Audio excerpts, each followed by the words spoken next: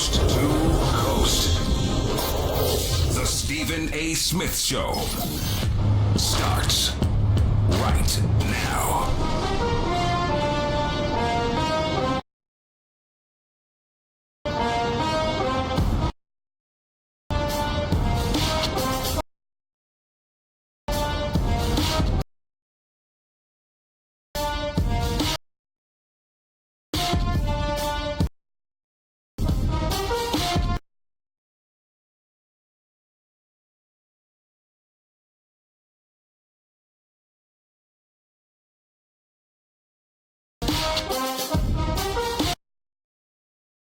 What's up, everybody?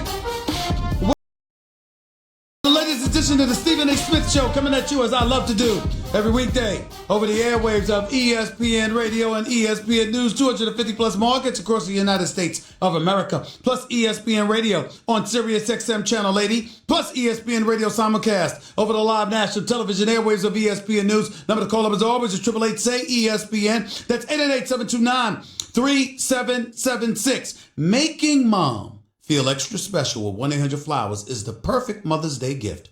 Right now, you can get the beautiful mom bouquet with double the flowers for free. To order, go to 1-800-Flowers.com, click the radio icon, and enter code Stephen A. That's with a PH, not a V.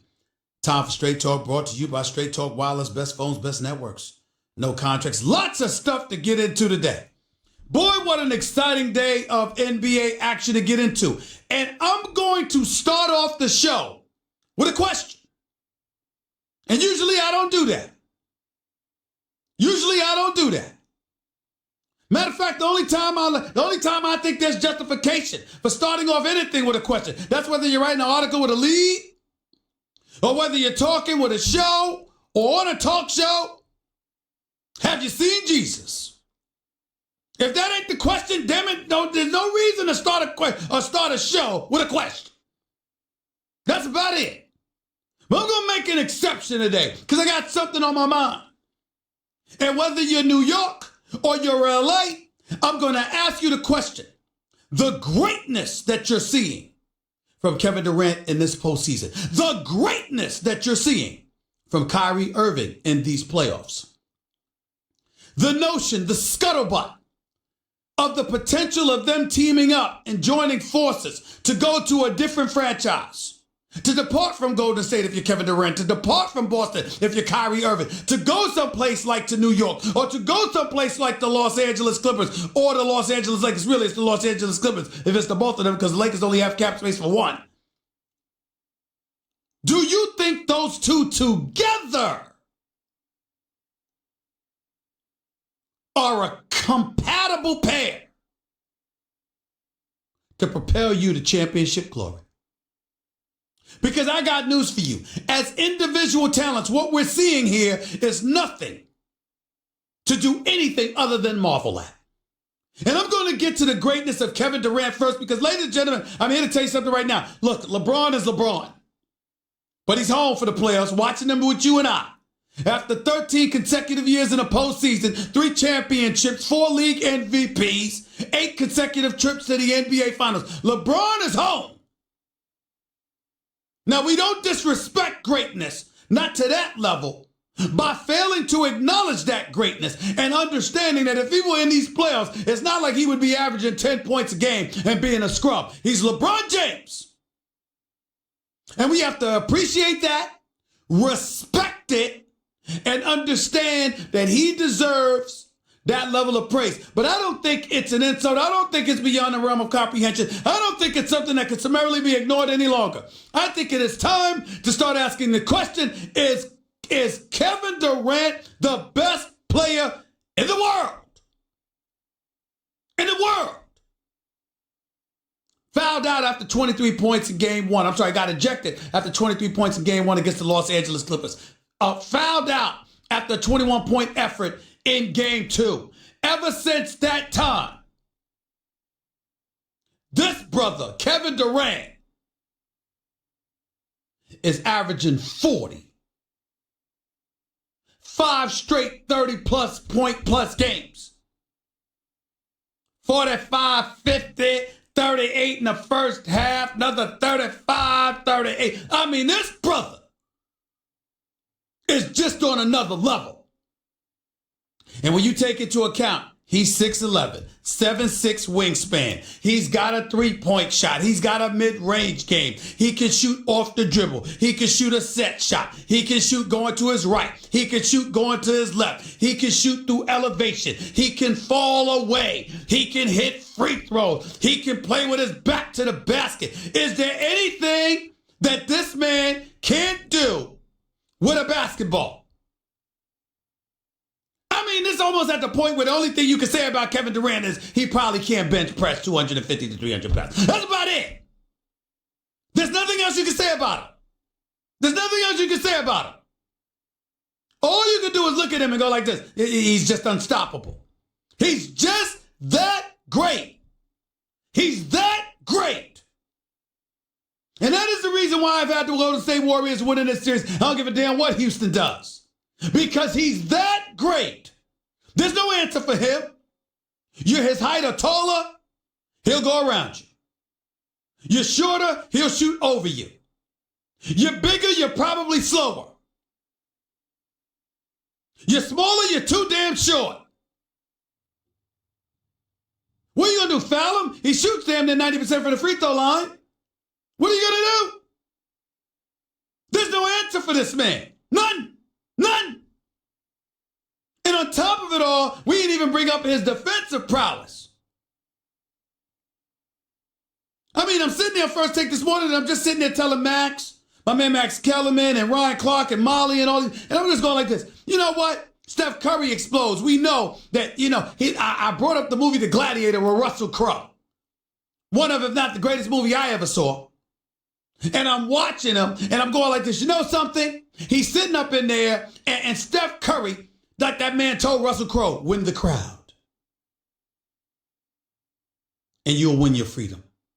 I wasn't considered the best because I was the greatest gladiator. I knew how to win the crowd. Steph Curry consistently has, does, and always will win the crowd in Golden State. Kevin Durant, you just take for granted. Career 27 point per game scorer. Career 49% shooter for the field. Career 38% shooter from 3-point range. This dude can do it all. And right now we can look at Kawhi Leonard and we see what we're seeing from him. And it's special. I got news for y'all. As great as Kawhi Leonard is, and he is great. Make no mistake about it. I understand why Masai Ujiri took his chance. Because we saw DeMar DeRozan and LaMarcus Aldridge and those boys in San Antonio go down in the first round, Game 7 against Denver on Saturday night. And by the way, just as an aside, let me say this about LaMarcus Aldridge. Major respect for his talent.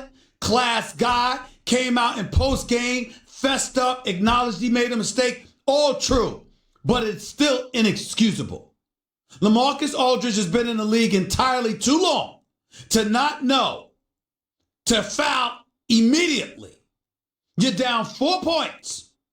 It's less than 24 seconds left. What the hell you mean you didn't hear Greg Popovich telling you to go foul a guy? Why did you need to?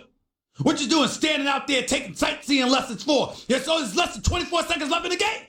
You're down 4. They got the ball. Who the hell doesn't know to foul? It's Game 7 of a playoff. How could LaMarcus Aldridge make that mistake? You got to know better than that, bro. Mad respect for your skills. Mad respect for your skills. And classy as well. And in credit to him for fessing up and acknowledging that he made a mistake in a post-game news conference, albeit he expressed himself very matter-of-factly and nonchalantly. But nevertheless, here's my thing. How do you make that mistake? You're LaMarcus freaking Aldridge. You played for years in Portland. You've been in the league for over 12 years. How do you not know in a Game 7, down 4, with less than 24 seconds left, to foul immediately? How do you not know that? So what, you didn't hear Greg Popovich? You knew the clock was winding down. You knew you were down 4. You ain't JR. But I digress.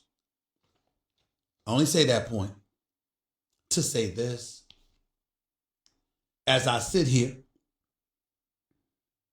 and get back to Golden State and what we're seeing from Kevin Durant. Look, Steph Curry's been in foul trouble.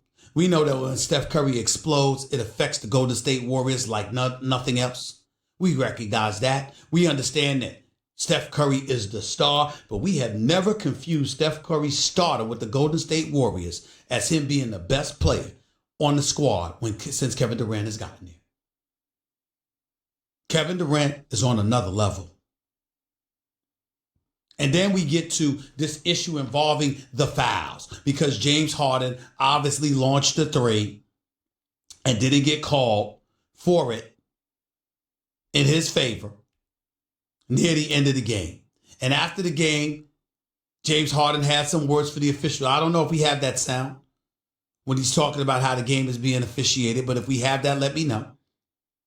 James Harden, 9 of 28 from the field. That's 32% shooting, 4 of 16 from three-point range. That's 25% shooting. Hit 13 of his 14 free throws. Finished the game with 35 points, but it was a somewhat unimpressive 35-point performance on a part of James Harden.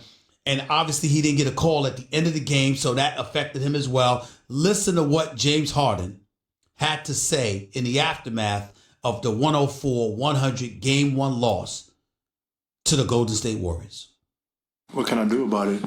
I was told the same thing at half, and there's probably a couple more in that second half. I just want a fair chance, man. Call the game how it's supposed to be called, and that's it. And I'll live with the results. But especially we all know what happened, a few years back with Kawhi. Like, that can change the entire series. Just call the game how it's supposed to be called, and we'll live with the results. And it's plain and simple.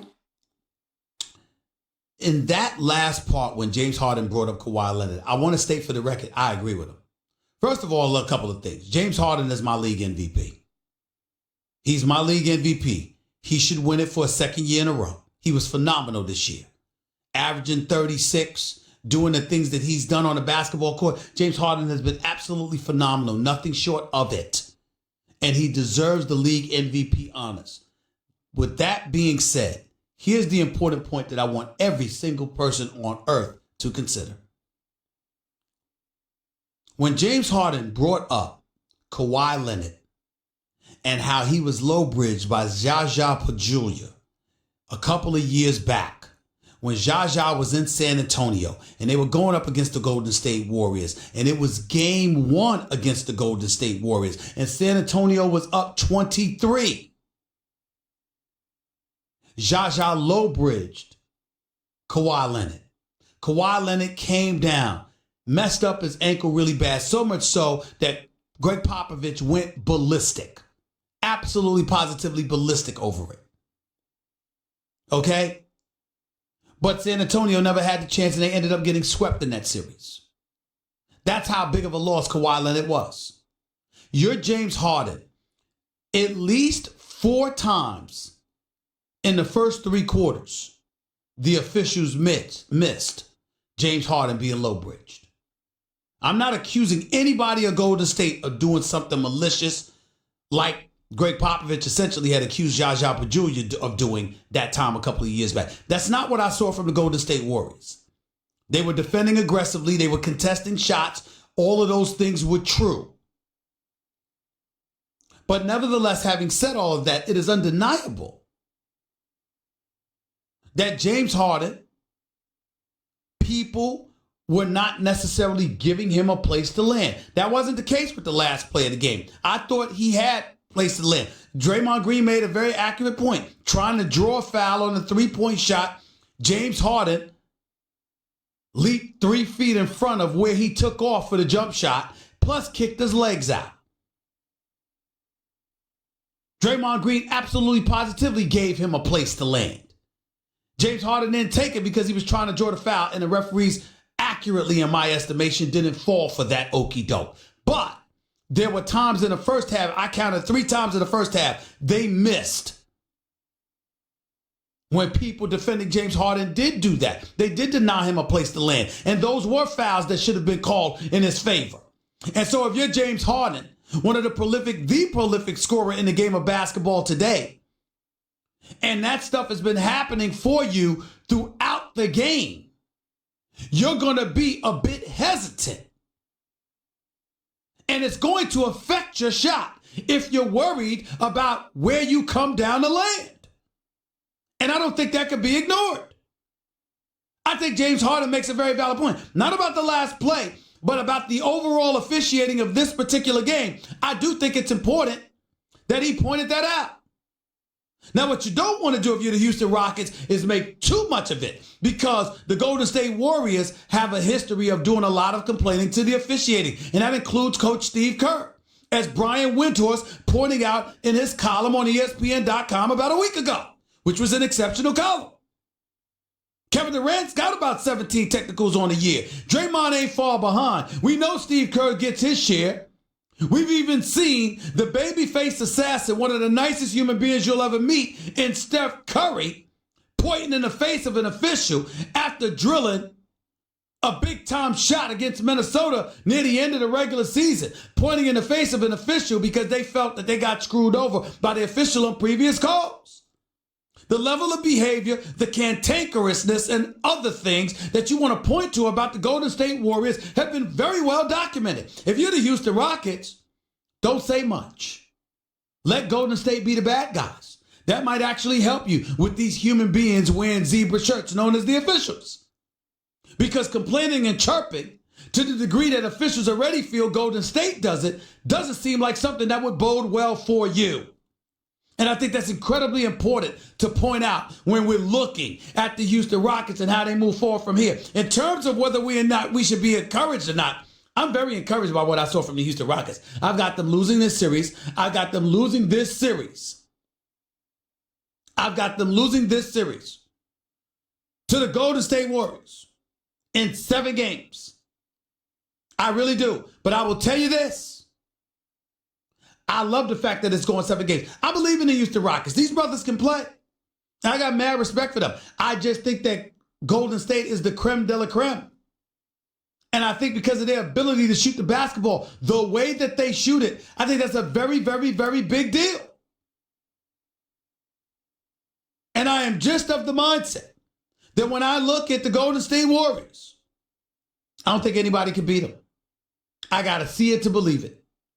And I don't think Houston is going to be the team that beats them this year. I like what Houston is doing. I'm worried about the loss of Boogie Cousins. I've seen all of these different things, but I got to tell you something. Kevin Durant being all world, if this continues, I don't know how you beat Golden State. Kevin Durant, you just sit up there and you're like, you know what? Steph Curry, bang! My man Mike Breen. You got Mark Jackson and Jeff Van Gundy doing what they do, calling games as brilliantly as they call games. And even you see them. Steph Curry's fantastic. Klay Thompson, he's hot. Look at this, look at this, look at that. Kevin Durant, 38 points. We take it for granted because he's that great. Kevin Durant dropped 35 yesterday. And the loudest roar of the crowd was when Steph Curry closed the deal, drilling that 3 over Nene. That's what happens. That's what we're talking about here. It cannot be ignored. There's something special. Kawhi Leonard is something special too. And we'll get into that as the show progresses today, because I'm starting to sit back here and wonder whether or not Philadelphia is going to get swept. I'm worried. I'm actually worried. I'm not going to predict a sweep because I got too much respect for those Rough Riders. But they ain't as good as Toronto, especially with Joel Embiid hobbled. They're just not. To move beyond that, let me say this about Boston yesterday. That's the Boston Celtics team that I predicted was going to the NBA Finals at the beginning of this season. That's the team I've been looking for. That's the team that I've been waiting for. Kyrie putting on the show. Al Horford, spreading the floor, keeping people honest because of his ability to hit perimeter shots. Jason Tatum didn't even have a good game. Jaylen Brown made a couple of great plays. Hit a 3, dunked on Giannis.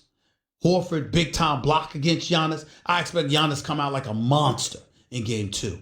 And here's the interesting part about the Milwaukee Bucks. The Milwaukee Bucks could get to the finals, or they could get swept by Boston. That's how precarious their circumstances are. Boy, do they miss Brogdon. Because Eric Bledsoe, let's give props to Rich Paul for Clutch Sports, known as LeBron James' agent primarily, although he has other exceptional clients, the Ben Simmons, the John Walls of the world. Obviously, just acquired Draymond Green a few months ago. Has Tristan Thompson, J.R. Smith, a few others, and Eric Bledsoe. Listen, some people thought that it wasn't the greatest deal in the world that he did for Eric Bledsoe with Milwaukee. He said, this kid's got his whole future ahead of him. You never know. What if he has a bad series? What will we be saying about him? All of those things people were asking about. Well, guess what? You got the man at $70 million. And after the way Bledsoe looked yesterday, we're wondering if he deserved half that much. Now, I don't think that will last because I believe in Bledsoe. He can ball. But yesterday was not an impressive showing. He can't guard Kyrie.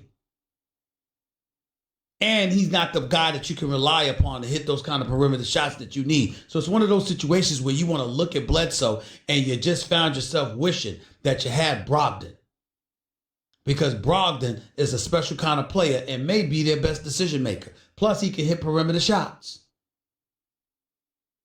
So these are all the things that everybody's talking about right now. This is what we have to look at. This is what we have to see. And you have to take it for what it's worth. 888-SAY-ESPN. It's 888-729-3776. You're listening live to the Stephen A. Smith Show, ESPN Radio, ESPN News. What did you notice from these playoffs? Who's the best player in these playoffs in your estimation? Does Kyrie and Kevin Durant, does that combo, that duo,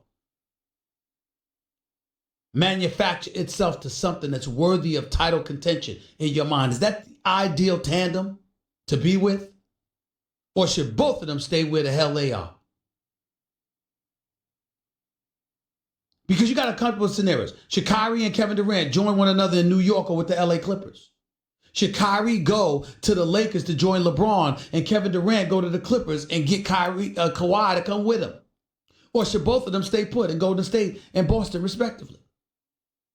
All legitimate questions as we talk some NBA playoff basketball. 888-SAY-ESPN. It's 888-729-3776. By the way, I'll get into some NFL stuff and some NFL draft stuff as the show progresses. Plus, Mel Kiper Jr. is coming on a little bit later on in the show, so don't touch that dial. You're listening live to Stephen A. ESPN Radio, ESPN News. That was Straight Talk Wireless, nationwide coverage on America's largest and most dependable 4G LTE networks. The NBA playoffs are on ESPN Radio.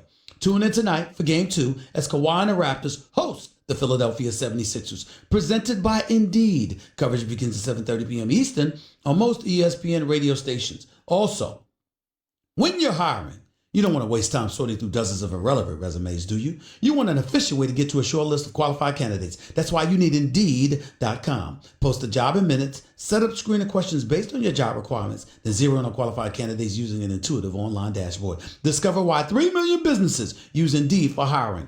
Post a job today at Indeed.com/hire. Search for greatness. Search Indeed. This show and all of ESPN is streaming live on the I love it!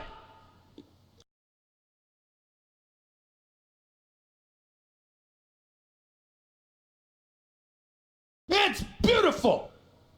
That's what I'm talking about here. Steelers stand up! Steelers stand up! You're going to lose Antonio Brown. You're going to lose Le'Veon Bell. You're going to sign Big Ben Roethlisberger to a 2-year, $68 million extension to add on a year, the last year that he had in his contract. So he's going to be with us for the next 3 years. Juju Smith-Schuster's the number one option. Vance McDonald's still there as a tight end. No, you don't have Antonio Brown. But a legitimate argument could be it's possible that you might end up having a better team. Particularly if your defense is better, and you're defending better, and you're defending against the pass better, and you're defending against the rush better, and you're getting at the quarterback, because guess what? Devin Bush can do that too. I love it. Because, ladies and gentlemen, when I grew up loving the Steelers, as much as I loved Bradshaw, and the ballet dancer turned wide receiver known as Lynn Swann, and John Stallworth trying to prove himself and prove that he belonged and he should be considered on the same level as Lynn Swann and Franco Harris and Rocky Blyer and those boys. Let me tell you something right now. You fall in love with the Steelers because of the steel curtain. It's Mean Joe Green. It's L.C. Greenwood. It's Jack Lambert. It's Jack Ham. It's Mel Blunt. I'm talking about those brothers. That was a long, long time ago for some of you younger whippersnappers out there. Might not know what I'm talking about, and that's fine. But I'm telling you right now, when the Steelers were the Steelers, it was because they had a menacing defense that everybody had to pay attention to. And I love the fact that they did this. It meant the world to me that they did this. Especially when you see that the Baltimore Ravens went Hollywood, got Marquise Hollywood Brown, wide receiver speedster out of Oklahoma. They're saying he's the second coming of Deshaun Jackson, who went from Tampa last year and went to Philadelphia. So I love the fact that the Steelers went the defensive route because Baltimore ain't playing. Baltimore is not playing. So I look at it from that perspective.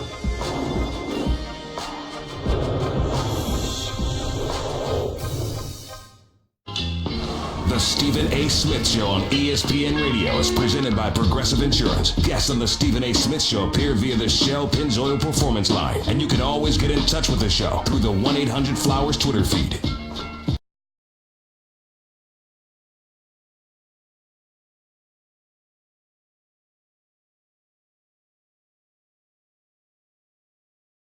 Show Mom just how much you appreciate her love and support with 1-800-Flowers.com.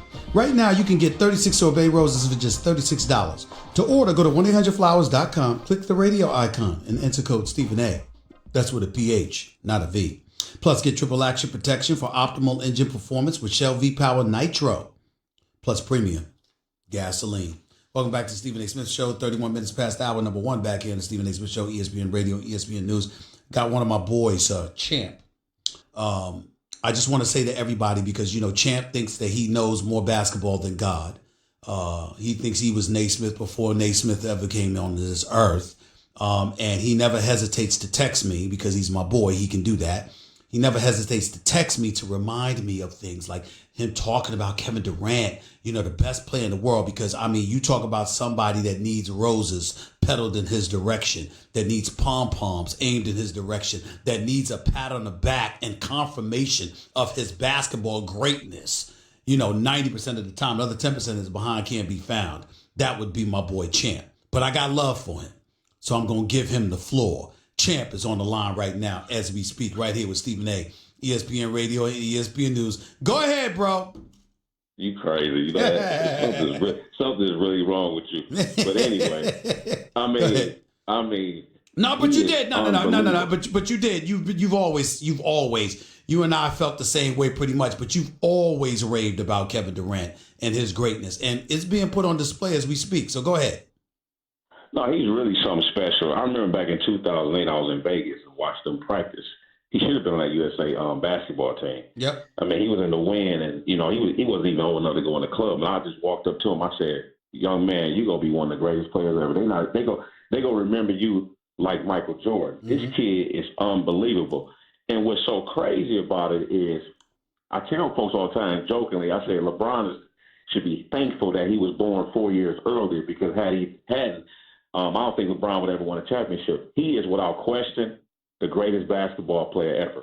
And when I say the greatest player ever, I'm not saying the GOAT in terms of it's on and off the court that comes with that status in terms of Michael Jordan, but in terms of the skill set and what he's able to do with the basketball, it's just unbelievable. The mid-range, the three-point shot, and what's so crazy is he's super unselfish.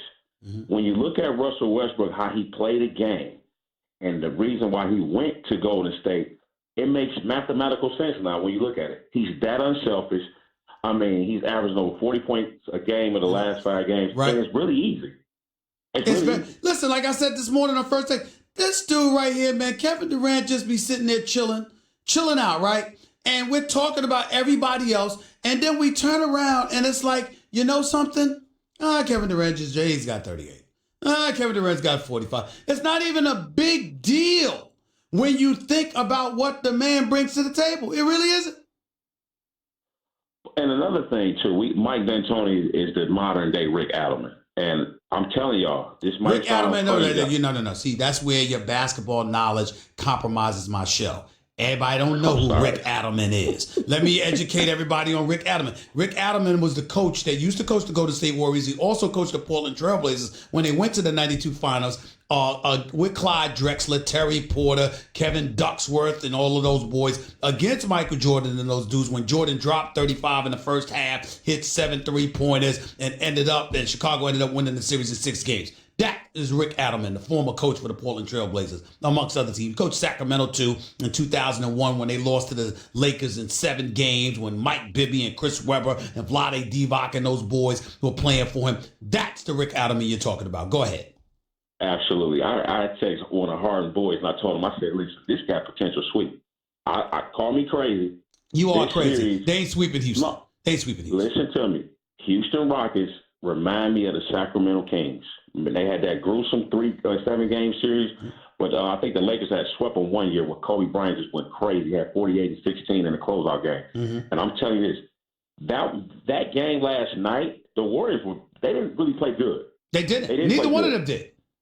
And remember, if I'm not mistaken, last year Golden State won 2 games in Houston last year, so they're capable of winning in Houston more than Houston winning in Golden State. But I want to say this about the Boston Celtics. Mm-hmm. It's not a foregone conclusion that the Golden State Warriors will win the NBA championship. I believe they will. Boston's the number one threat. Here's why Boston's number one threat. Steph Curry don't want nothing with Kyrie Irving. Jason Tatum and Jaylen Brown are athletic enough where they can switch off Klay Thompson, and I think Jaylen Brown is good enough to sustain Durant. I'm not saying stopping them. The key to that series, if that happens, is how well Boston bench plays. Because I believe Boston bench is better than Golden State bench this year, and I think that'll be an interesting series. I think KD would have to play out of his mind for them to win the championship versus Boston if that happened. But I don't see nobody else giving them an imposing threat to the Golden State Warriors. I think they walk through. Yeah, but why are you just summarily dismissing Milwaukee? By the way, why are you doing that? Milwaukee Bucks. Who is that? Well, I mean, it's the team that Boston's playing right now. It's the team the Celtics are playing right now. Well, I mean, why are you dismissing the Greek Freak? I mean, explain. Well, I think the Greek Freak is Amari Stoudemire 2.0. And a lower version of LeBron James. Those guys need closers, and there's no closer on the Milwaukee Bucks. I don't think they have a. What if Brogdon comes back? What if Brogdon comes back? Don't matter. They don't have enough. I think the best player is Kyrie Irving, and I think they both have good teams. So I'm gonna take the best player. If the game's tight, I'm rolling with Kyrie Irving, and I'm not rolling with the Greek Freak. Before I let you get on out of here, what are your thoughts about what should Kevin Durant and Kyrie Irving do? Should they join forces in New York or someplace? Should KD go to the Clippers with Kawhi while Kyrie goes to LA with LeBron? Should they stay where they are in Boston and Golden State respectively? What are your thoughts about what they should do? Because I'm ignorant. If Kyrie Irving and Kevin Durant are friends like they say they is, like I said, I just want them to continue to hijack LeBron and D Wade's fake run and Chris Paul. Listen, the Team Banana Boat was been hijacked by the Hamptons Five. Steph Curry and Kevin Durant hijacked Chris Paul and LeBron legacy. And you know what? Kevin Durant's the best player in basketball, and that's his friend Kyrie Irving. I hope they go to Madison Square Garden to trump everything that happened in Cleveland, to trump everything that's happened in the NBA. Okay. Let me before I let you go, explain as quick as you possibly can, champ, because I got an additional question to ask you after this. But as quickly as you can, why do you call LeBron and D Wade's run a fake run? Well, because guess what? We were supposed to see Wade versus LeBron. Not Wade and LeBron. Well, that don't make it a fake run, though. I'm just saying that doesn't make it a fake run because Kevin Durant joined the Splash Brothers. You're right. They had to get rid of 7 guys. I want to throw this at her. Look at all the guys in the Eastern Conference who went to the conference finals or the NBA finals. DeMar DeRozan, Jimmy Butler when he was in Minnesota, Paul George, LeBron James, and none of these guys can get out the first round out the Western Conference. Well, Jimmy Butler was in Minnesota. They didn't get out the first round then. That's what I'm talking about. But when he was in the East with Chicago, he went to the conference final. Okay. They played in the Olympics. So basically what I'm telling you is the Wild Wild West is what it is. And the best player in basketball, who's been the best basketball player in the world since Kobe Bryant, is Kevin Durant, and he's showing it right now.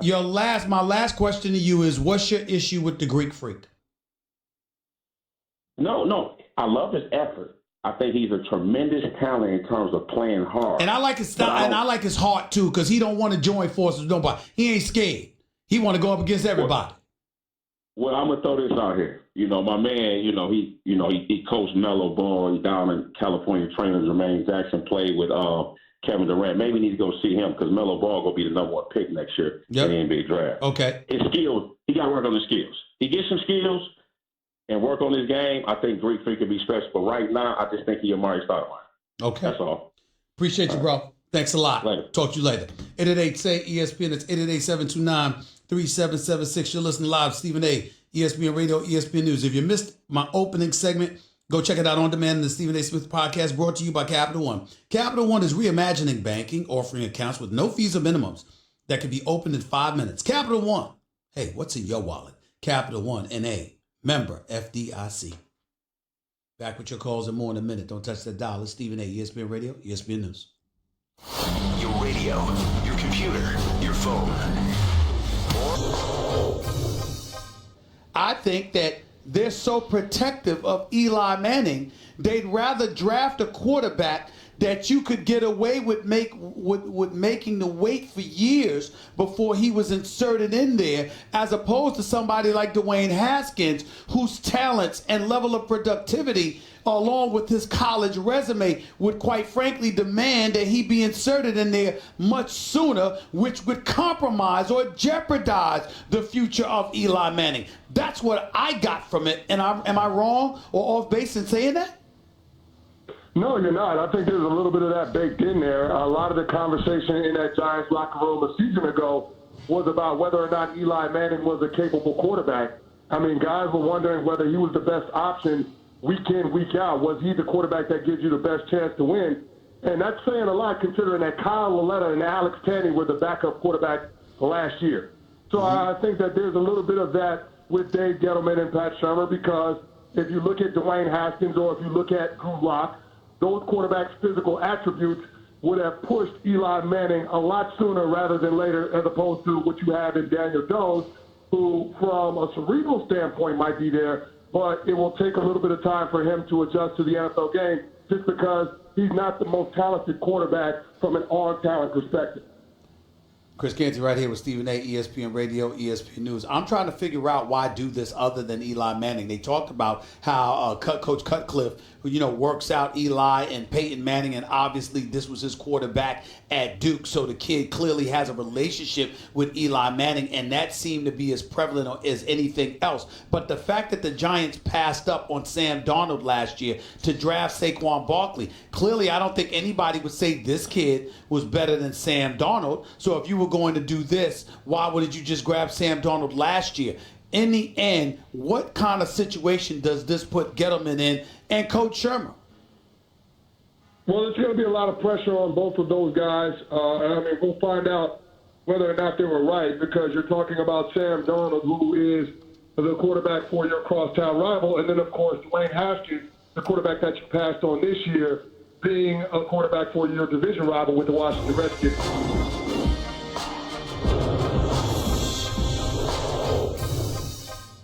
The Stephen A. Smith Show on ESPN Radio is presented by Progressive Insurance. Guests on the Stephen A. Smith Show appear via the Shell Pennzoil Performance Line, and you can always get in touch with the show through the 1-800-Flowers Twitter feed.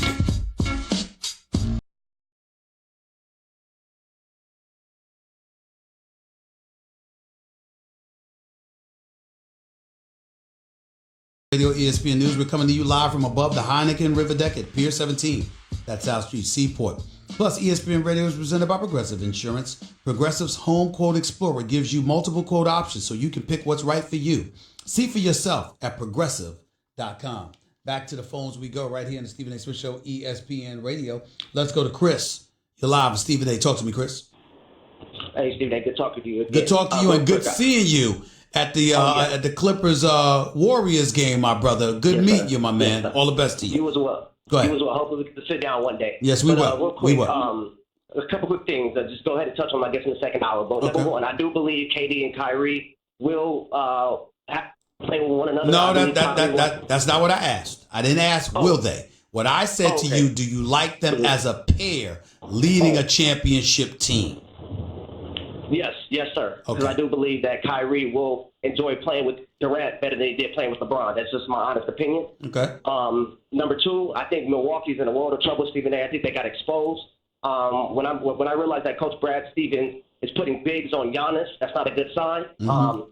He's obviously basically saying, Giannis, you can't shoot. You're not going to beat us. And your athleticism, we can match all of that. And they have nobody else to put the ball on the ground and make plays, Stephen A. So that's not a good look. Yeah, I know you mentioned Brogdon, but he's not going to be able to make up for what we saw last night. They were down by as many as 20. Remember, he's not a playmaker. He's somebody that can knock down a three and play defense. So Milwaukee's in a world of trouble unless Giannis is able to make jump shots consistently or take jump shots consistently. And number three, real quick, Stephen A, on Houston and Golden State. I told you before, I think we talked about this about a week ago. I told you I believe Portland is the biggest threat in the West to the Warriors other than Houston. Because like Houston, they lost all that versatility last year with Ariza and Imam Mute. They don't have the same versatility. Yes, they can knock down three-point jump shots, but the versatility on defense was compromised when they let those guys let me walk stop out you right they're there. not able to match up. Let me stop you right there. With Nurkic out and Enes Kanter scheduled to not play tonight, combine that with Jokic looking the way that he looked, no athleticism whatsoever. Just, I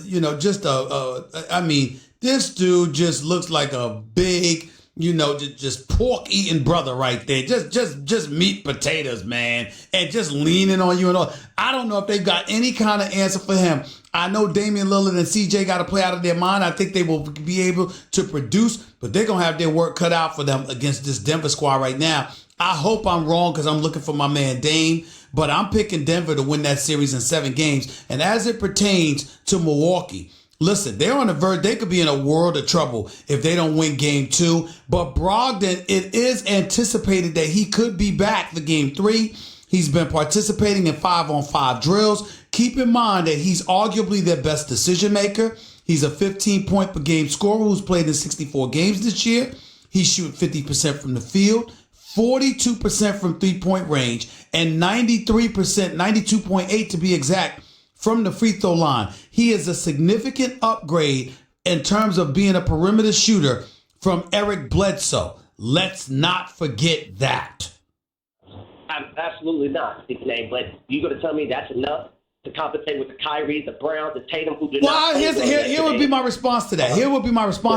I don't know if you know the answer to that question. Here's why. Because as awesome as the Greek Freak is in the interior, nobody has shot more threes than Milwaukee, and we know what they can do effectively, from the perimeter between Brogdon, Lopez, Meredith, and these boys. They had some open threes yesterday. They just didn't drain them. So even though I give Boston mad credit, we're giving Boston mad credit because of how they neutralized Giannis. What we're not pointing out is how those guys missed perimeter shots and three-point shots yesterday. We can't ignore that, bro. I'll give you the last word, 20 seconds. Go. Yes, sir. But how do those guys get those shots? That's from Giannis being so dominant. Yeah, but pack the paint. But the reason why you're wrong, Chris, is because he was missing yesterday. He wasn't dominating the paint, but they still got those shots. They just didn't make them. If they're making them, what then?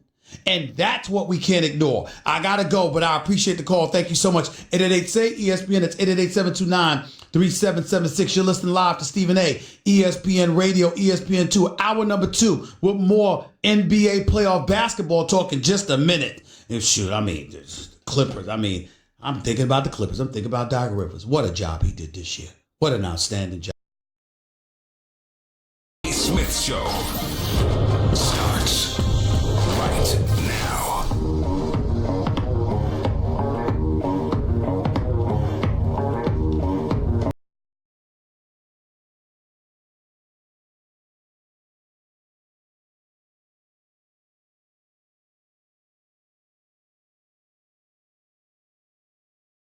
With you for the next hour, SiriusXM Channel 80 as well. That's ESPN Radio on SiriusXM, plus ESPN Radio simulcast over the live national television airways of ESPN News. Number to call up as always is 888-SAY-ESPN. That's 888-729-3776. The Stephen A. Smith Show is being brought to you by mycomputercareer.edu. Training for a better life. Stephen A. Smith Show is being brought to you by Barbasol as well. For the past 100 years, generations of men have trusted Barbasol shaving cream to deliver a close, comfortable shave. You're looking good, America. You're shaving with Barbasol. 888-SAY-ESPN. That's 888-729-3776. Hour number 2, midway through hour number 2, I'll have the great Mel Kiper Jr. on to break down stuff from the NFL draft, tell us his winners and losers, teams that shouldn't be underestimated based on what we've seen, etc., etc. The list goes on and on. We'll be talking about all of that as the show progresses today. Let's get right to it. Let's go back to the phones because still got a lot of basketball stuff talk to get into it. 888-SAY-ESPN. LJ, talk to me. You're live with Stephen A. What's up? What's going on, Stephen A? I'm good. True indeed. The refs were going to be the topic of conversation with the Rockies game yesterday. But as we know, Stephen A., this world don't work on excuses. It's all about results. And there were 5 possessions that Klay Thompson could have been called for getting to James Harden's space when he was shooting. Yep. But how about, let's talk about the 1 for 14 from 3-point in the first quarter. How about the 13 turnovers by Golden State in the first half that Houston couldn't capitalize on? What about the 4 24-second shot clock violations that James Harden committed? What about Capella? Well, let me stop you on all of that. I do believe those are very valid and legitimate points, but I think it elevates in this level of value and legitimacy if we're talking about the Houston Rockets losing by 20 points or something. The final score was 104-100. There are ebbs and flows in every game. There are opportunities that are missed in every single game.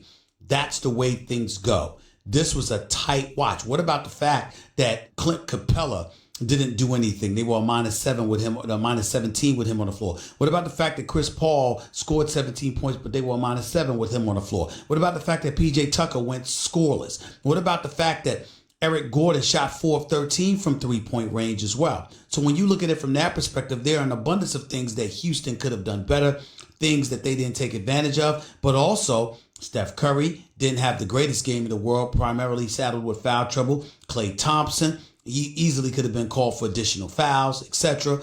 So when we look at it from that perspective, there are things that both teams could have done better. The bottom line is it was close, it was a nail biter, and we have to pay attention to those little things as well.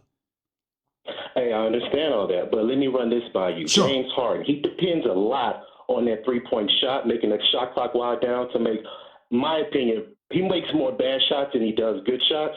Why don't he penetrate in the lane and make a paint shot? Like a mid-range. Guess what?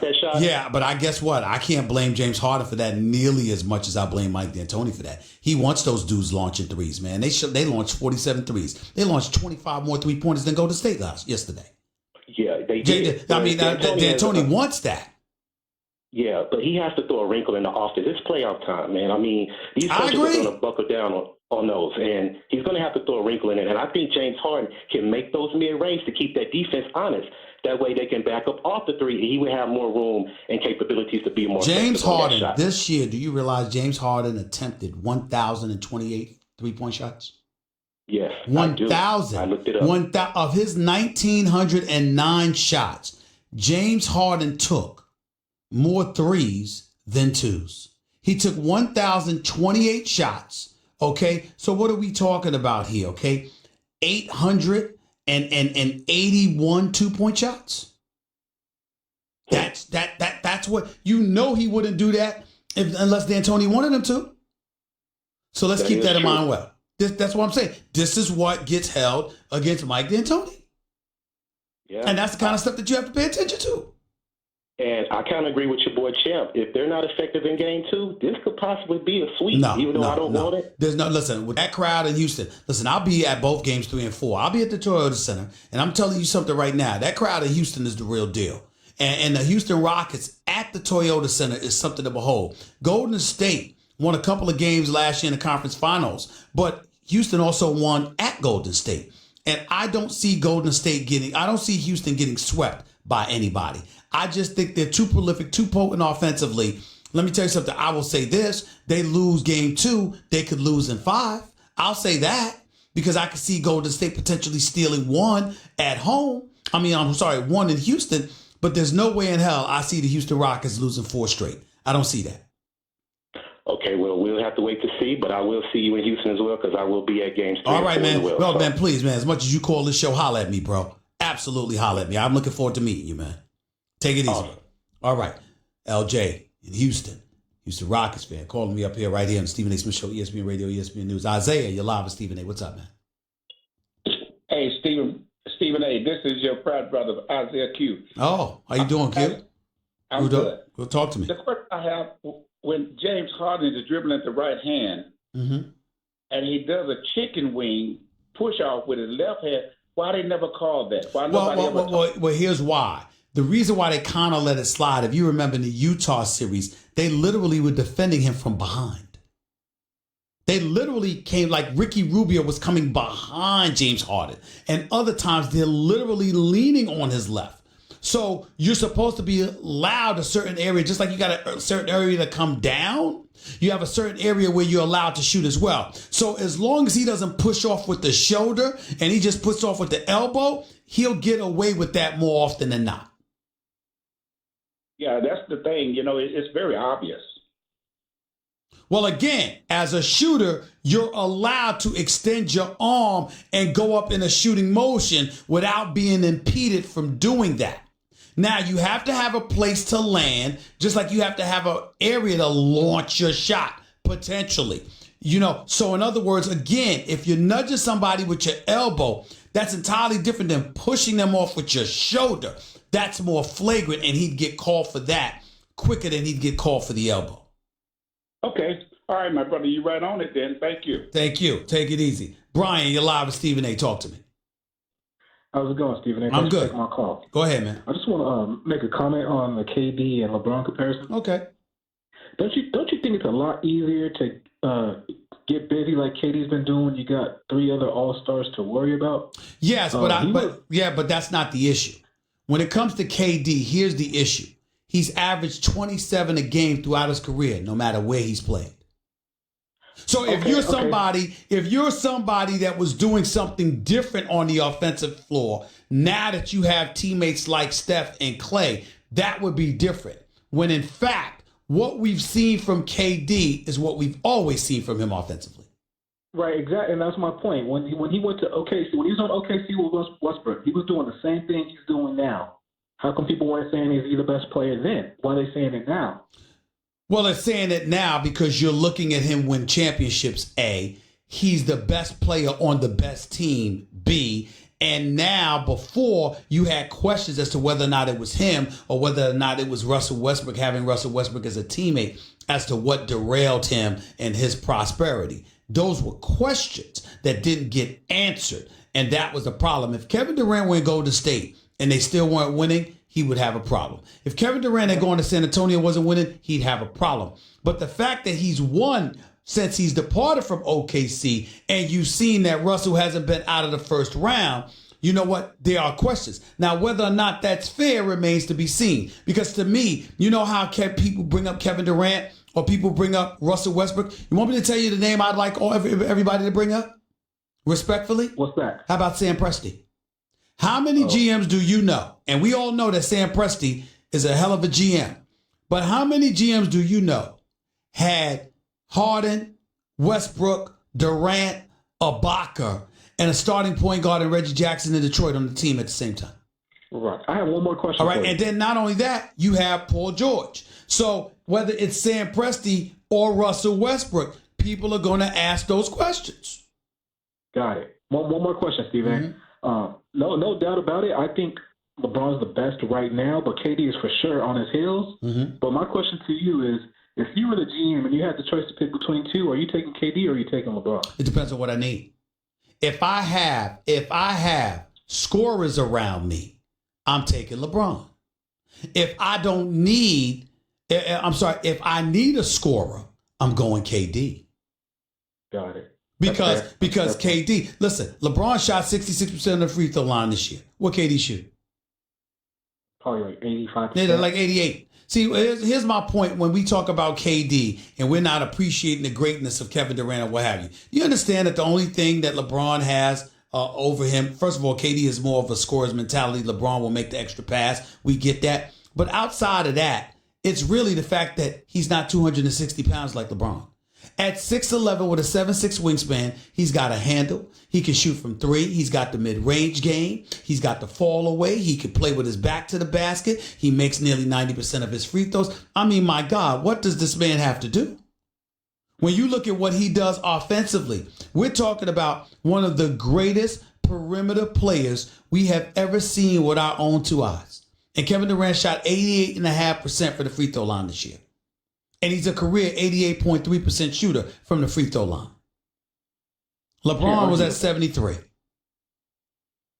I mean, you just can't say enough about what you're seeing from Kevin Durant offensively. It's something to behold, bro. It's undeniable. He's special. He's very special. It's all right. Got to run, man. Appreciate the call. Thank you so much. Bethany, you're live with Stephen A. How are you? Hi, Stephen A. Love Doctor. Hey, excuse me. So you said the Love Doctor. You don't need the Love Doctor. Are you okay? I do. All right. You want to get to that first, or you want to get to that last? What you need, Bethany? Love Doctor's here. Okay. Love Doctor never fails. Really quick. I'll ask you a really quick Love Doctor question. So I just would like your advice on just how to deal with just some crazy knuckleheads out here. I think I'm a very elegant, wanted woman, but it just seems that I'm just attracting. My forehead says crazy applause, and I just want to get your input as to how to not attract the crazy, but attract someone of my level, if that makes sense. Well, here's the deal. We all attract a little crazy. We all attract people that may be a bit different than us. But when you are very, very clear about what your preference is and what you like, those individuals don't last long. So in other words, if I meet somebody and my taste is whatever it is, I have a specific criteria, and you're honest and upfront about who you are and what you like, you sort of give the impression that you're not to be messed with. Because listen, men are men, and men pray. I don't mean P-R-A-Y, not to say that we don't, but P-R-E-Y. You go out there, you see what you want, you go for it. That's what guys are usually accustomed to doing. And if you know you have no shot, in most instances, you don't waste much time. It's when you think you have a shot. And my point to you is, don't pay attention to yourself. Pay attention to him.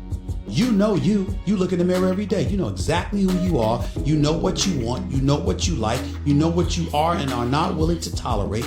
So you're very, very clear about that to yourself. So when a person shows you who they are, believe them. Don't question it. Don't think about changing them. Don't think about compromising yourself in order to get what you want down the road so you're willing to tolerate less for the immediate moment or anything like that. You know what your standards are. When you have them, someone has to capitulate to them. When you don't have them, they don't have to capitulate to anything. You have to remember that. Got it. Is that good? Are you satisfied? Are you satisfied with that? I'm better now. All right. Now, I don't mean this. Well, I was getting ready to say, now get on out of here. I'm the Love Doctor. Because that's what Martin Lawrence used to do to close his Love Doctor segments on my all-time comedy show, Martin. But I'm only playing. But go ahead to your basketball point, Bethany. Okay, so I wanted to ask you about the Sixers game tonight. I'm just thinking, I guess, more on if they lose tonight or if they get swept, do you think Brett Brown should go? Because I'm thinking my inclination is yes. I mean, how he's using Embiid, that's yesterday's or Saturday's game, how he was literally hovering around the 3-point area, which is frustrating. Like, he's a big man. Find a way to put him near the middle. The fact that he shot a 3, I think he made a 3, that doesn't mean that's necessarily a good shot. He should be in the paint. He should be utilized in the paint. Well, here's the deal. Getting so frustrated. Bethany, you're dissecting it a little bit too much. Clearly, Joel Embiid should be in the paint, but remember, he's a bit compromised because he's got that knee injury in his left knee. You also have to remember that he's going up against a big boy in Marc Gasol that he can't exactly back down because his lower extremities, his legs, are not as powerful enough to just push Marc Gasol back with him being compromised health-wise. Also, Kawhi Leonard has been giving it to them. He's 14-0 against the Sixers in his career. 4-0 since he's arrived in Toronto. They have no answer to him. He does what he wants against them. 5 for 5 against Tobias Harris, 5 for 6 against Jimmy Butler. But Ben Simmons had a better performance against him, but nobody is stopping him. They're going to have to figure that out. Then you look at Siakam, he's the most improved player. You look at their depth, their experience, their ability to defend. And let me tell you something right now. I think that the Sixers are going to lose this series in 5 games. And nobody's rooting for them harder than me, because I know a lot of people that are attached to the Sixers organization that I love dearly, okay? But they're going to lose this series in my estimation. And if they don't take this 7 games, I think Brett Brown is going to lose his job. I think that he's going to be gone, because I happen to know that there are already people internally that are questioning whether he's the right coach or not, but they love him. He's impossible not to love. He's a great, great guy, and he's a good coach who's weathered some storms during that whole nonsense of the process as coach of the Philadelphia 76ers. But the last couple of years, there have been some expectations. He has not met them. He certainly didn't meet them last year. And if they get annihilated by the Raptors, he will not have met them this year. You might not be able to beat the Raptors, but the Sixers definitely expect him to make this series competitive, because you have enough weapons as a coach to make necessary adjustments and to make this series more competitive. And if you don't do that, I think they're going to be looking for another coach. Got it. Thank you so much. I got to go, Bethany. I appreciate the call. Thank you so much. Let's go to Joe. You're live with Stephen A. What's up? Talk to me, Joe. What's good, Joe? What's good, Stephen A? You're Joe, but go ahead. Joe, are you there? Joe's gone. I don't know what happened to him. I'm sorry. Wesley, you're live with Stephen A. What's up? Stephen, how you doing? It's been over 10 years, man. I don't know if you were there to see my Uncle Cleo Hill. Oh, okay. A tribute to him that Winston-Salem did. Yes. Also, his son is now the head coach. I hope you support him. But I hope I support you. You hope I support Winston-Salem State? You got to do your research, brother. I'm a big supporter of Winston-Salem State, but go ahead. No, I'm glad you are. His son is the coach now. I know. I just wanted to let you know that love what you did, love what you're doing. But hey, we got to go back to the old school. Back in the day, we used to play this thing on the blacktop, 1, 2, 3, jump. All right, I saw Al Horford give the guy from Greece, because I'm never going to say his name. Giannis Antetokounmpo, the Greek freak. No, go I ahead. ain't going to say his name. Well, you can say the Greek freak. You can say the Greek freak. He ain't no freak. Oh. I like what Champ said. Champ said he's what 2.0 of Amari. Okay, and I give Champ. Well, we did like Amari Stoudemire a little bit when he was in Phoenix now, and we did like him a lot. Amari made big shots in Phoenix. This kid can't make big shots. Okay, and like I said again, I saw Al with his rickety legs jump up, palm the ball, and bring it down. And what the kid do? He did a Joe Frazier. His legs left him, and he fell down. Get in the weight room, and you're going off the hype. ESPN, TNT got to hype the kid. He's not where everybody thinks he is. Time. Calm down. Hold on. He did average 27 a game, 27 to 13. He's not a scrub. And when you talk about the weight, yeah, he can improve. You do know that he put on 51 pounds of muscle since he came into the league. He's not there yet. But let's not talk about him in disrespectful tones. When you consider where he was to where he has gone, how ultra competitive he is, how much of a rough rider he is, he wants to go against the best. He don't want to join them. His game continues to improve year after year after year. He doesn't take a step back. He's not there yet, but let's not talk about him in such disrespectful tones like this brother ain't that. The Greek freak is something special. He just might not be that dude yet. Relish off the burger, okay? I didn't hear you. His game is like relish. You could go ahead and remove the relish off the burger and still eat it, okay? That's how his game is. Let me just say this, though. They talk about the kid from Denver. Hey, he ain't nothing but a version of Bob Lanier, okay, Willis Reed, the big center they have in Denver. He ain't nothing but a version of Bob Lanier who can... Well, they're not talking about him on that level. They're just saying he might be enough to beat Portland. Okay, well, he's going to need Mary. He's he's definitely going to need Mary and the rest of that staff because that big old chunky boy can't do it by himself. But like I said, he ain't no better than Bob Lanier, Willis Reed, or Elvin Hayes. I got you. Okay? I got you. I got to run, Wes. I appreciate the call, Lo. Thank you so much. But I got you. I understand where you're coming from, bro. Let's go to Keith real quick. You're live with Stephen A. Talk to me, Keith. Okay. Keith, real quick. Go ahead, bro. Yeah, Stephen A. Go ahead. I want to hit on the fact that I listen to you, Max Molly, every morning religiously. Thank you. Okay, and I heard you talk about Harden and Green. But you never mentioned the fact that Harden pushed off every damn time he touched the ball. Well, listen, but usually, you know, you're false there because usually he's dribbling before he steps back. So that's not a push off. No. When he drives, even when the opponent's on him, he push off to get back. Sometimes he does and he gets away with it. Sometimes he doesn't. That's part of the game. When they playing him tight, he push out. So what you gonna tell me? What you gonna tell me, man? He averages 36 points a game because he pushes off. No, my point is, don't cry. He shouldn't cry. You know. I will say this to you though. I don't have a problem. He wasn't crying about the foul. He's crying about being undercut. And I think that's something to be careful about. You don't need to be taking the jump shot wondering whether or not you're going to get your ankle twisted. That I agree with. But Green jumped away. He didn't jump into him. But you know that last play. But there were 3 or 4 occasions in the first half of the first 3 quarters where he had a legitimate argument, bro. That's a fact. That's a fact. They all right. look for. I got to go, but I appreciate the call. I got your point. Thank you so much. 888-SAY-ESPN. By the way, when you order today, only 1-800-FLOWERS will double the flowers for free. That's double the flowers for free. Order today from 1-800-FLOWERS.com to make mom feel loved. Also, to order the beautiful mom bouquet with double the flowers for free. And for details, go to 1-800-FLOWERS.com, click the radio icon, and enter code Stephen A. That's 1-800-FLOWERS.com, code Stephen A. That's with a PH, not a V. Hurry up. This fantastic offer. Everyone knows the 5 senses. But what if we told you? There's more.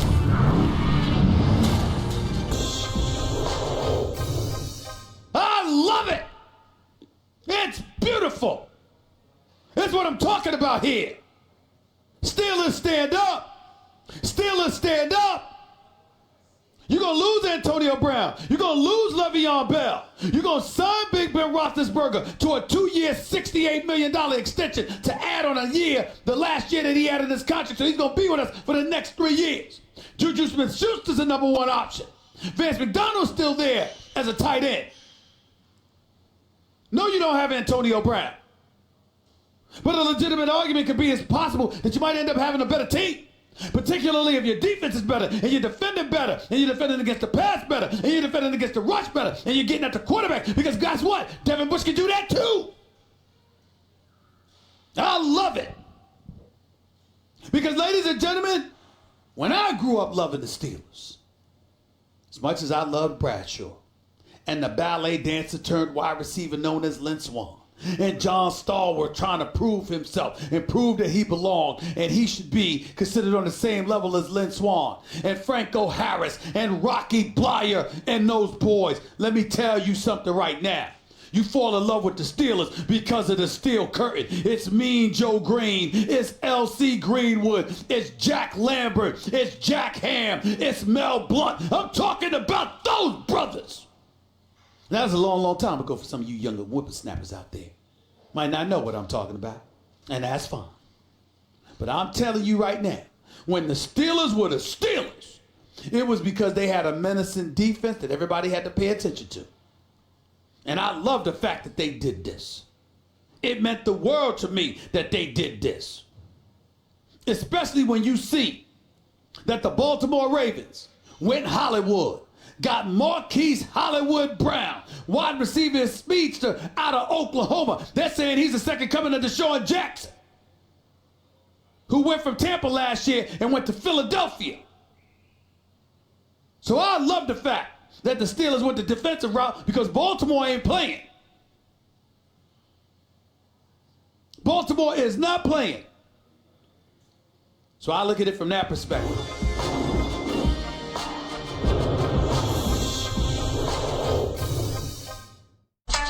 The Stephen A. Smith Show on ESPN Radio.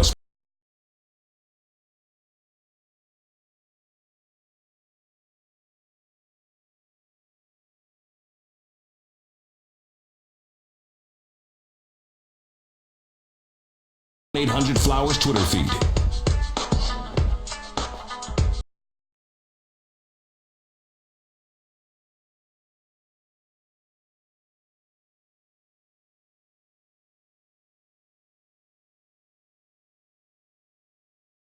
(729) 3776. By the way, making mom feel extra special with 1-800-Flowers is the perfect Mother's Day gift. Right now, you can get the beautiful mom bouquet with double the flowers for free.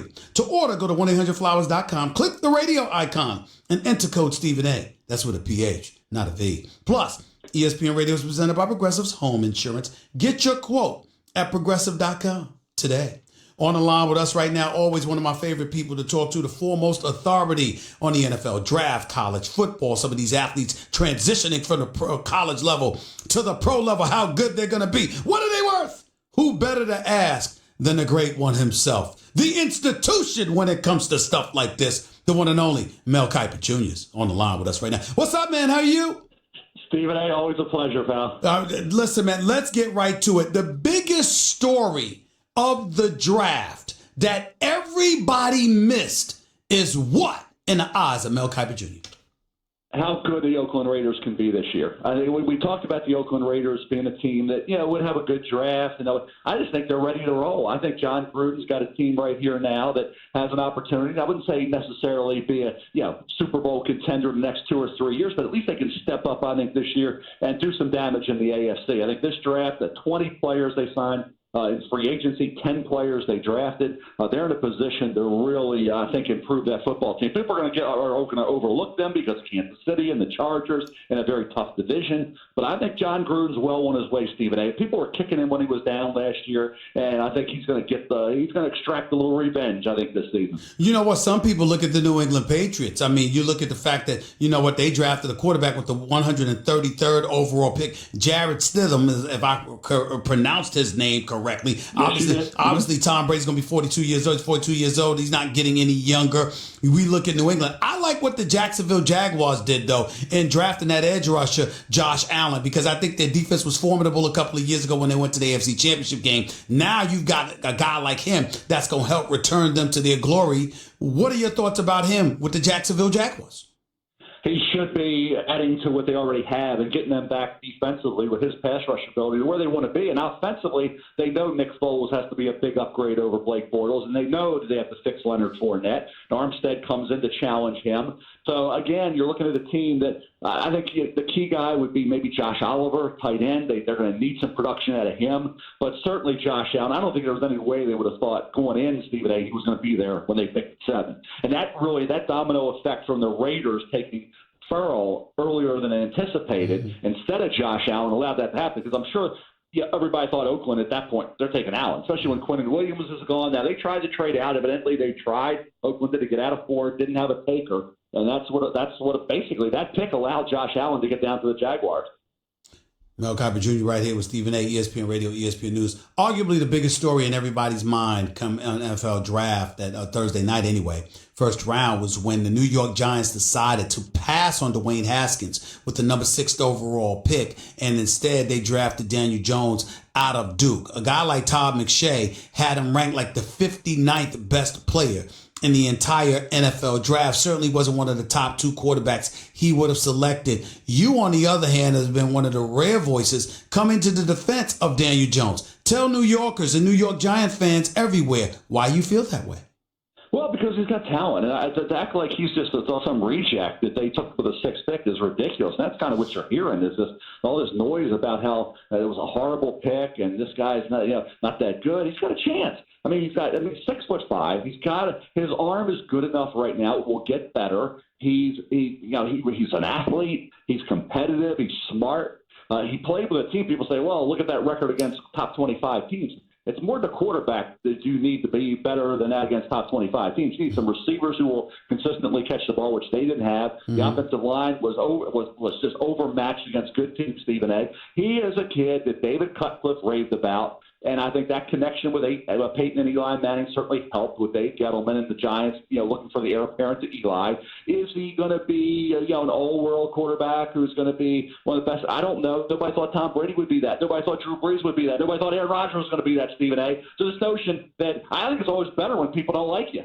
Because when people don't like you, sometimes you turn out to be a lot better. And I think in the case of the NFL, a lot of these quarterbacks that people were thinking were going to just be mediocre at best or career backups turned out to be a lot better than that. But Mel Kiper, you're one of the people, you've taught me this throughout the years, sir, because you know me. I'm brilliant because I know I'm not. I listen to those like you who are, and I copy you. That's what I do, Mel Kiper Jr. And you've always taught me that, it's not about just the talent.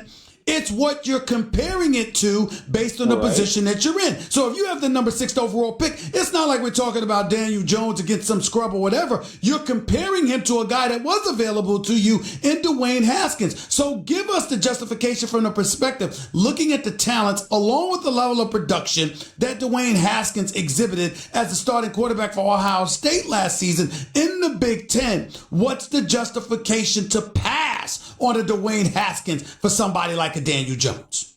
Well, the justification is they felt he was better, and I can see why they would. I mean, his body of work, the fact that he tested much better from an athletic standpoint than Dwayne Haskins did. And I think the fact of the matter is that they just had certain connections to Eli Manning and Peyton that they really liked over Dwayne Haskins. So in their minds, that's why they went that route. This notion that I always said, when you buy is just as important as who you select. Value is important. For quarterbacks, it's really not, Stephen. You got to go with your gut feel on a quarterback, and you just take them. And we can sit here and now Todd has a right to say what he does because he had him like you say 58. I had 23rd.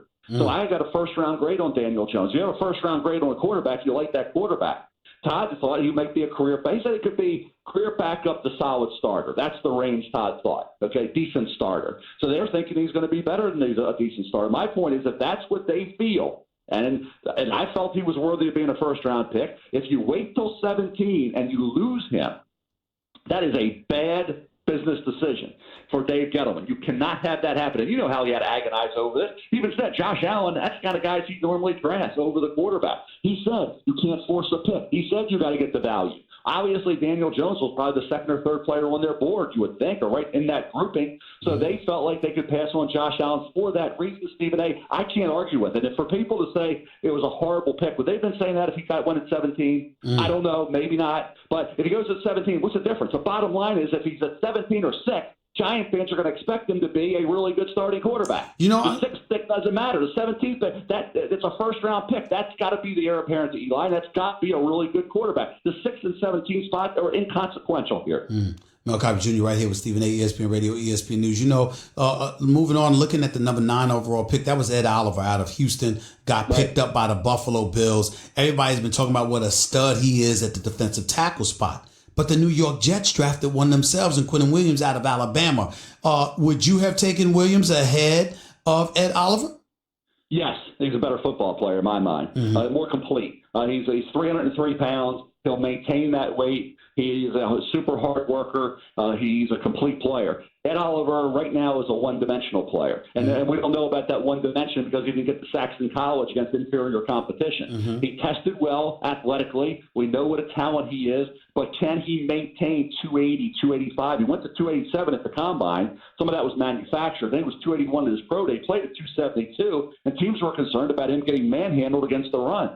We'll see. I mean, Buffalo's got to be stout defensively again this year because you can't drop back. The offense is going to keep getting better with Josh Allen. We know that. And the players are surrounding Josh with. He's going to be a really good quarterback in this league. The defense can't fall back now. The teams are going to know going into the Buffalo Bill games, we don't have to score. Last year they figured, terrible offensive line, rookie quarterback, drop balls on at the receivers. We don't need to score many points to beat this team, so let's just not turn it over. So it made it easier on the Bills' defense. This year, the Bills' defense has got to step up because the Bills' offense is going to be better. So for Ed Oliver, we'll see. If he's 272, Stephen A., he's going to have a tough time. If he's 280 plus, he can be a really good player. So the weight is the most important thing with Ed Oliver, in my opinion. You raved about the Oakland Raiders and talked about what John Gruden is doing, but you never mentioned specifically the one play I was looking for you to mention, if I remember correctly, Cleveland Farrell out of Clemson. That was kind of a surprise. People expected him to be a first rounder. Nobody that I heard of had him going top 5. He was picked 4th overall. He was a defensive end that was picked ahead of Josh Allen. You were cool with that?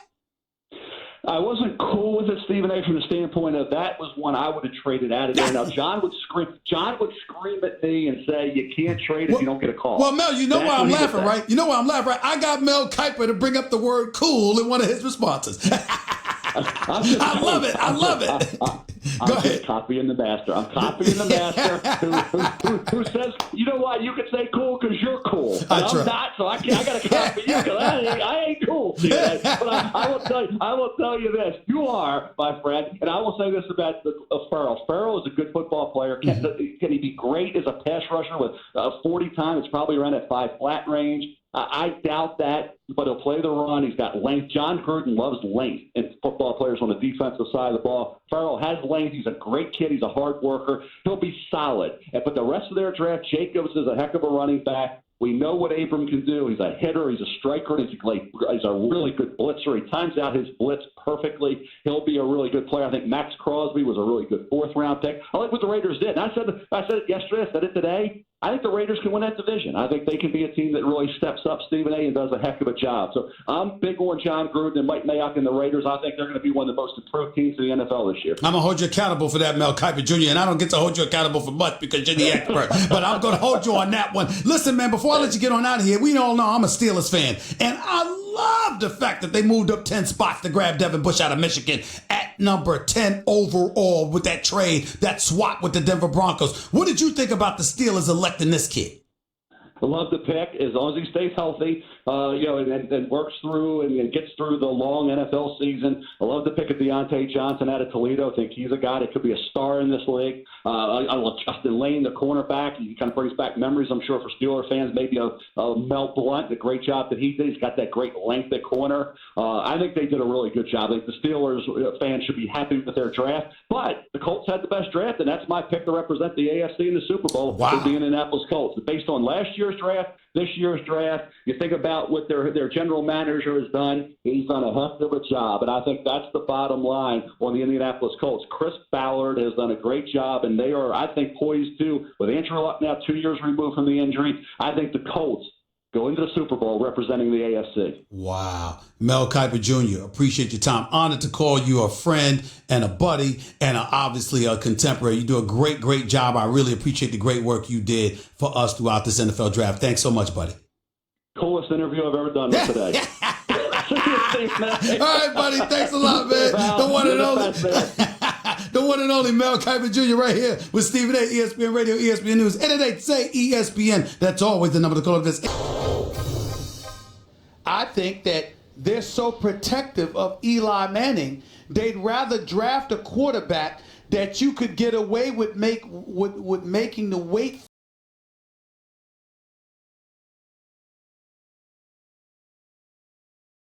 for years before he was inserted in there, as opposed to somebody like Dwayne Haskins, whose talents and level of productivity, along with his college resume, would quite frankly demand that he be inserted in there much sooner, which would compromise or jeopardize the future of Eli Manning. That's what I got from it. And am I wrong or off base in saying that?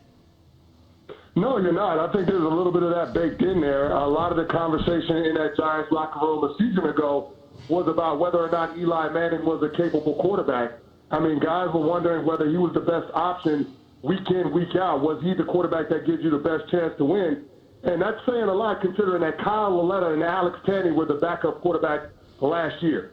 So I think that there's a little bit of that with Dave Gettleman and Pat Shurmur, because if you look at Dwayne Haskins or if you look at Drew Lock, those quarterbacks' physical attributes would have pushed Eli Manning a lot sooner rather than later, as opposed to what you have in Daniel Jones, who from a cerebral standpoint might be there, but it will take a little bit of time for him to adjust to the NFL game just because he's not the most talented quarterback from an arm talent perspective.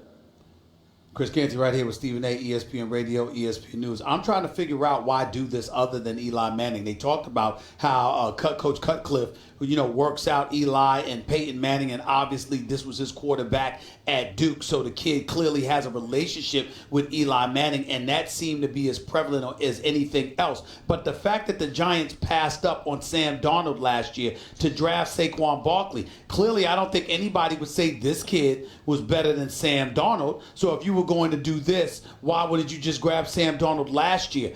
In the end, what kind of situation does this put Gettleman in and Coach Shermer? Well, there's going to be a lot of pressure on both of those guys. And we'll find out whether or not they were right, because you're talking about Sam Darnold, who is the quarterback for your crosstown rival, and then, of course, Dwayne Haskins, the quarterback that you passed on this year, being a quarterback for your division rival with the Washington Redskins.